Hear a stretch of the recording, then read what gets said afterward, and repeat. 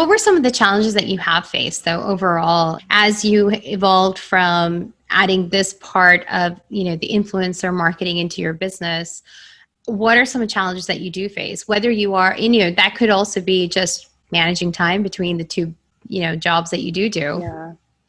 Yeah, I mean, managing time is still a huge issue. And I think I'm slowly learning tactics to be able to do both. So a lot of my weekends are spent prepping for the week ahead on the blog and social media. And, I now have been fortunate to be able to outsource some of my aspects of my business, like working with you from some of my legal contracts and having a team that helps me negotiate some contracts with brands and just help me kind of think of ways to organize my business that have helped. And I think learning to ask for help was a big thing for me. I've always been that like go-getter doer. And so asking for help was huge, but it was definitely necessary. And I'd say, another struggle is just continuing to learn about things that are changing, right? I mean, TikTok platform that's out, and it's something that we've all needed to kind of adapt to and learn about, or Instagram's constantly changing and we now have Reels and we're learning to be involved in Reels. And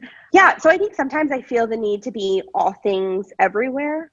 If that makes sense, especially on social media, right? It's like, oh, I need to be on Instagram stories and I need to post a static post and I need to do a reel and I need to be on TikTok and I need to be on Facebook and I need to be on my blog and I should be emailing people. So it's just this constant, I think, pressure that I'm putting on myself because I feel like to keep up in the industry, you have to be doing this. So learning to really stop myself and say, where's the place that I want to share my content? So I've really taken a focus in the past couple of months on focusing on static IG posts because I just love doing those and I think it's a great place for things to stay. And then it's really been fun and I think my audience likes it as well. So trying to balance what I like and what they like and all the things.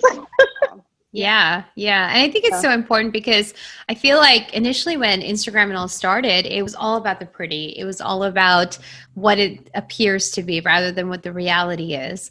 And I think just seeing your blog post also, it's really important because you do see the authenticness that comes out. And I feel like the word authentic is overused, but I really mean it in the way that's genuine. You feel that energy of genuinity from you coming out. And I think that's so important because you're a cybersecurity analyst. And I know that even in your profile, you'll say that, I'm conquering a male-dominated world. But I also feel like as a social media influencer, you're conquering that world too. And so what are some steps or advice that you would give to anybody to help them conquer, like mindset or action steps?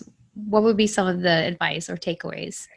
I think you have to be ready to put yourself out there in a way, right? You have to have that vulnerability to say, I'm going for this, and just, take a step to do it. And I think, in my professional career as well as in, my blogging career, I think there's always going to be haters, right? There's always going to be someone that's not going to agree with you or not going to support you for some reason.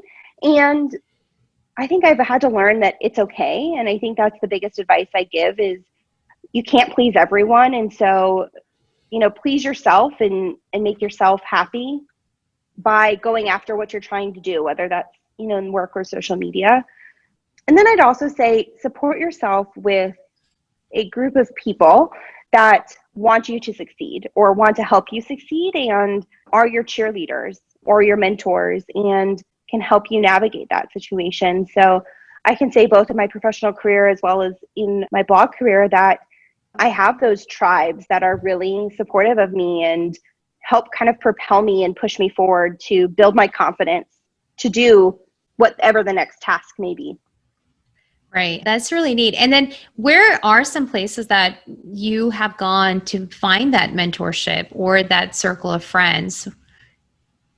Yeah, I mean, I think for me, a lot of it too, the circle of friends, especially in my kind of blogging career, has been on social media, right? It's connecting with other women who are sharing the same things as I am. And we start kind of commenting back and forth on each other's posts. And then we end up becoming social media friends or attending a conference and meeting people in real life. And so I think the more you can surround yourself with people off social media, the better it's become. But I'd say social media is a great avenue. Searching hashtags that are similar to what you're looking for has been great. We kind of touched on, the different challenges that you have faced and seen. Is there anything else that has been really pronounced and that you just really had to pick yourself up and just say it's going to be fine? Yeah, I'd say, there's always the things like copyright infringement, right? I think that's a big thing in the influencer space that a lot of us have struggled with, myself personally, where people are taking your photos and leveraging them for something else, whether it's their website to monetize or their social media accounts. And, how do you handle it? And I think everyone has a different approach to that of how they use it. And I think, especially if it's a bigger brand, it's always a difficult conversation to have. But yeah, I think copyright infringement has been one thing that I would say is like a frustrating pain point that has been with my business. Yeah. Actually, that's a huge pain point for most businesses. If you have a social media presence, regardless of what you do, that's a huge problem. And I'm so glad we actually talked about that because this is Law Chat. And I definitely segue into that at some point in time. So this is the perfect timing for that. And I feel like what you're saying is so true. And what is really key, though, is something that you just said about brands. And it's difficult to negotiate that with brands. So how have you negotiated the ownership of your content that you create? And do you own it or do you give it, or how do you deal with that? Yeah, I think it's a combination, right? I think it's what I negotiate with the brand at the time. And so I definitely have a contract with every brand that I work with. And, I have a standard contract template that I use. Oftentimes I'm using brand paper. So they're providing the contract and I make sure to review it in detail and understand what the content usage is. And so, there's brands that I've negotiated. I have full exclusive rights to my own photos. There's others where I'm providing them photos, or we call them assets, right? Of here's these photo assets that you can use however, and they kind of whitelist them. There's some where I give them rights to repost on social. So it's really about how I negotiate the contract and what we've included there. Right. And so what are some tips, though, to ultimately own your content where you're almost giving them a license to use it? And maybe some brands are just not having it, or they're trying to, put a stronghold on the influencer. So what are some tips for the influencer at that point?